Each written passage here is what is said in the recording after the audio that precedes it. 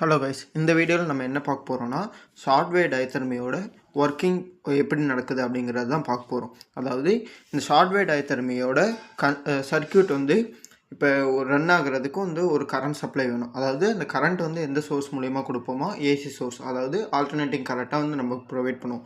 இந்த alternating current மூலிமா இந்த ஆல்டர்னேட்டிங் கரண்ட் வந்து ஸ்டெப் அப் டிரான்ஸ்ஃபார்மருக்கும் ஸ்டெப் டவுன் டிரான்ஸ்ஃபார்மருக்கும் வந்து ஃப்ளோ ஆகும்.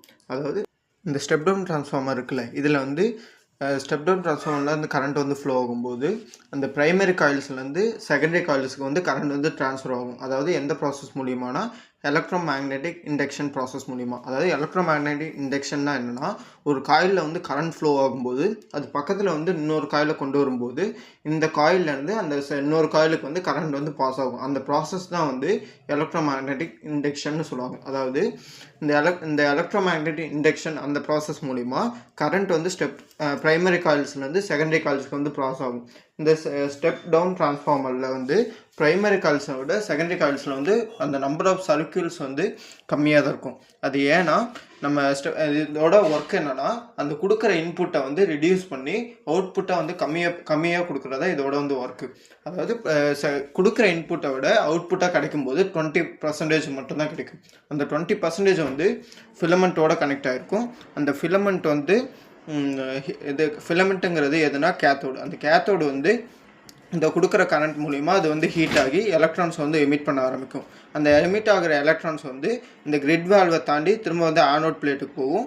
அந்த ஆனோட் பிளேட் மூலிமா ரெசனேட்டர் சர்க்கியூட்டுக்கு வந்து இந்த கரண்ட் வந்து ஃப்ளோ ஆகும். இந்த ரெசனேட்டர் சர்க்கியூட்டுக்கு வந்து ஃப்ளோ ஆகும்போது அந்த இதில் வந்து காயில் சிடியும் இருக்கும், கண்டென்சரும் ஒன்று இருக்கும். அந்த கண்டென்சருக்கு வந்து கரண்ட் போகும்போது அந்த கண்டென்சரை வந்து சார்ஜ் ஆக ஆரம்பிக்கும். அதாவது இதோட ஒர்க் என்னென்னா, நம்ம கரண்ட் அப்ளை பண்ணும்போது அந்த கரண்ட் வந்து இதை வந்து ஸ்டோர் பண்ணி வைக்க ஆரம்பிக்கும். இது ஸ்டோர் பண்ணி வைக்கும்போது இதில் வந்து அந்த கரண்ட் வந்து இந்த சர்க்கியூட்டில் வந்து ஃப்ளோ ஆக ஸ்டாப் ஆனோடனே இந்த ஸ்டோர் பண்ணி வைக்கிற கரண்ட்டை வந்து திரும்ப வந்து சர்க்கியூட்டுக்குள்ளே வந்து ரிவர்ஸ் டைரக்ஷனில் திரும்ப வந்து ஃப்ளோ பண்ண வைக்கும். இதான் வந்து இந்த கண்டென்சரோட ஒர்க்கு. இன்னொன்று வந்து இந்த காயில் சிடிக்கு வந்து கரண்ட் பாஸ் ஆச்சுல, இந்த சிடியிலேருந்து திரும்ப வந்து சேம் அதே எலக்ட்ரோ மேக்னெட்டிக் இண்டக்ஷன் ப்ராசஸ் மூலிமா காயில் பி டு ஏ அந்த டேரக்ஷனில் வந்து கரண்ட் வந்து ஃப்ளோ ஆகும். அப்படி கரண்ட் வந்து ஃப்ளோ ஆகும்போது அந்த கிரிட் வால் வந்து நியூட்ரலாக இருந்தது வந்து நெகட்டிவ் சார்ஜாக மாறிடும். அதாவது நெகட்டிவ் சார்ஜ் ஆனோடனே அந்த எமிட் பண்ணுற எலக்ட்ரான்ஸ் வந்து ஃப்ளோ ஆகுறது வந்து ஸ்டாப் ஆயிரும். இந்த சர்க்கியூட்டில் வந்து கரண்ட் ஃப்ளோ ஆகுறதும் ஸ்டாப் ஆயிரும். இப்போ வந்து கரண்ட் ஃப்ளோ ஸ்டாப் ஆயிடுச்சா, அந்த திரும்ப வந்து இந்த கண்டென்சர் வந்து சார்ஜ் ஆனது டிஸ்சார்ஜ் ஆக வந்து திரும்ப ஆரம்பிக்கும். இந்த டிஸ்சார்ஜ் ஆகும்போது இந்த கரண்ட் வந்து ரிவர்ஸ் டைரெக்ஷனில் வந்து ஃப்ளோ ஆகும். ப்ளஸ் வந்து அதோட இந்த ஸ்டெப் அப் டிரான்ஸ்ஃபார்மர் ஒன்று இருக்குல்ல, இந்த ஸ்டெப் அப் டிரான்ஸ்ஃபார்மரில் வந்து ப்ரைமரி காயிலேருந்து சேம் அதே எலக்ட்ரோ மேக்னெட்டிக் இண்டக்ஷன் ப்ராசஸ் மூலிமா கரண்ட் வந்து திரும்ப வந்து அந்த பக்கம் ஒரு 4000 வால்ட்ஸாக வந்து கன்வெர்ட் ஆகி திரும்ப அதே ரெசனேட்டர் சர்க்கியூட்டுக்கு வரும். இந்த ரெசனேட்டர் ஆப்போசிட் டைரெக்ஷனில் வந்து கரண்ட் ஃப்ளோ ஆகும்போது காயில் சி டு டி டைரெக்ஷனில் வந்து முன்ன வந்து கரண்ட் வந்து ஃப்ளோ ஆச்சா, இப்போ வந்து அது ஆப்போசிட்டாக டி டு சி அந்த டைரெக்ஷனில் வந்து ஃப்ளோ ஆகும். அப்படியே அதே மாதிரி ஆப்போசிட்டாக ஃப்ளோ ஆகும்போது சேம் அதே எலக்ட்ரோ மேக்னெட்டிக் இண்டக்ஷன் ப்ராசஸ் மூலிமா காயில் ஏ டு பி அந்த டைரெக்ஷனில் வந்து கரண்ட் வந்து ஃப்ளோ ஆகும். இந்த மாதிரி ஃப்ளோ ஆகும்போது இந்த ஏ டு பி அந்த டைரெக்ஷனில் ஃப்ளோ ஆகிறதுனால திரும்ப அந்த கிரிட் வால் வந்து நியூட்ரல் சார்ஜாக மாறிடும். திரும்ப சேம் அந்த ஃப்ளோ ஆகும்போது இது வந்து திரும்ப வந்து கிரிட் லீக் சர்க்கியூட்டுக்கு வந்து கரண்ட் வந்து ஃப்ளோ ஆகும். அப்படி போகும்போது இது வந்து திரும்ப வந்து ஃபிலமெண்ட்டில் கனெக்ட் ஆகிருக்குமா, அந்த ஃபிலமெண்ட்டில் வந்து திரும்ப எலக்ட்ரான்ஸ் வந்து எமிட் ஆகி திரும்ப இந்த சர்க்கியூட்டில் வந்து கரண்ட் வந்து ரீஸ்டார்ட் ஆகும். இது மாதிரி கரண்ட் வந்து ஃப்ளோ ஆகி ஸ்டாப் ஆகி ஃப்ளோ ஆகிறதுனால திரும்ப வந்து கன்டினியூஸாக வந்து இதே ப்ராசஸ் வந்து நடந்துக்கிட்டே இருக்கும். இது மூலிமா அந்த ப்ரொடியூஸ் ஆகிற கரண்ட் வந்து ஹை ஃப்ரீக்வன்சியாக இருக்கும்.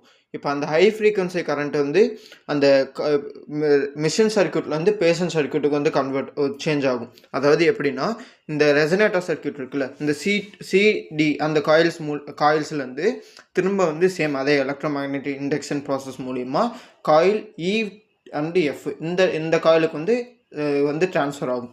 இந்த இஎஃப்ங்கிறது வந்து பேஷண்ட் சர்க்கியூட்டில் கனெக்ட் ஆகிருக்க அந்த வந்து காயில். இது வந்து நம்ம அந்த கரண்ட் வந்து இதில் ஃப்ளோ ஆகும்போது நம்ம கனெக்ட் பண்ணி வச்சுருக்க அந்த எலக்ட்ரோட்ஸுக்கோ இல்லை டிஸ்க்குக்கோ வந்து இந்த கரண்ட் வந்து ஃப்ளோ ஆகி அது மூலிமா திரும்ப எலக்ட்ரோ மேக்னெட்டிக் ரேடியேஷன் மூலிமா பேஷண்ட்டோட டிஷ்யூஸில் வந்து ஹீட்டை வந்து ப்ரொடியூஸ் பண்ணும். இந்த இஎன்எஃப் இந்த காயில்ஸ் இருக்குல்ல, இதுலேருந்து அந்த கனெக்ட் ஆகிருக்கிற ஒரு ஹச்கேங்கிற அந்த வேரியபிள் கண்டென்சர். அந்த வேரியபிள் கண்டென்சர் என்ன பண்ணுன்னா, இந்த கொடுக்குற வந்து கரண்ட்டை வந்து பேஷண்ட்டுக்கு வந்து கரெக்டாக வந்து டெலிவர் ஆகுதா அப்படிங்கிறத அந்த செக் பண்ணுற ப்ராசஸ். அதை வந்து டியூனிங்னு சொல்லுவாங்க. இந்த டியூனிங்கை வந்து 2 விதமாக பண்ணுவாங்க. ஒன்று வந்து அம்மீட்டர் மூலியமாக பண்ணுவாங்க, இன்னொன்று வந்து நியான் கிளாஸ் டியூப் அந்த டியூப் மூலியமாக பண்ணுவாங்க. அம்மீட்டர்னா என்னென்னா அது வந்து ஒரு டிவைஸ் தான். அது வந்து நம்ம இந்த கரண்ட்டில் வந்து இந்த மிஷினில் வந்து எவ்வளோ கரண்ட் வந்து ஃப்ளோ ஆகுதோ அந்த ஃப்ளோ ஆகிற அந்த கரண்ட்டை வந்து எவ்வளோ ஃப்ளோ ஆகுதுங்கிற அந்த ஒரு டிஃப்ளெக்ஷன் வந்து காமிக்கும். அந்த டிஃப்ளெக்ஷன் மூலிமா அந்த பேஷண்ட்டுக்கு வந்து இவ்வளோ கரண்ட் ஃப்ளோ ஆகுது அப்படின்னு சொல்லிட்டு நம்ம தெரிஞ்சுக்கலாம். இன்னொன்று வந்து அந்த நியான் கிளாஸ் டியூப். அந்த நியான் கிளாஸ் டியூப்ங்கிறது சேம் லைக் அந்த டியூப் பல்ப் மாதிரி இருக்கும். அது வந்து நம்ம இப்போ ஒரு பல்ப்னா நமக்கு அதுக்கு வந்து கரண்ட் வந்து ஃப்ளோ ஆனால் தானே அது வந்து க்ளோ ஆகும்.